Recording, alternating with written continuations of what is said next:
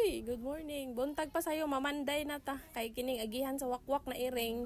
Karon pa ko kaunon ako na siyang kuan dire, kanang tap-tapan pero karton ra pud good.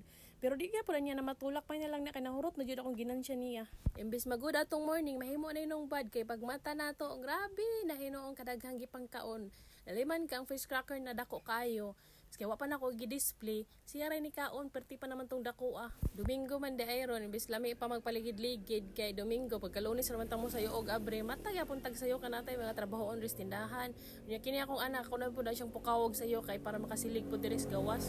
Saba sa mga motor Ginoo ko. Matulak pag yun ni sa iring. Horot ni gud akong bilib niya, grabe na jud siya. Kay lalimang kanang hunonar gud mo ng mga chichirya, mga biskwit. Abtik man jud kay siya mo abre. Una iya ra bang pilion kay mga fudgy bar, mga cheesecake, mga kanang mahalon jud na pagkaon ba. Grabe iringa makayon ka iring baka ni o basig wakwak jud ni. Huy. Sa una po akong problema ang ilaga. Grabe sa jud tong ilaga mangutkot halo sa jud tanan.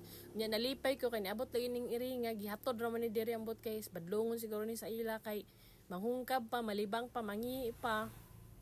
Morning gihato din ni na ako na nagproblema hinuan sa una ilaga jud akong problema na wa lang ilaga siya po ini samot jud siya kada akong problema jud nako noon.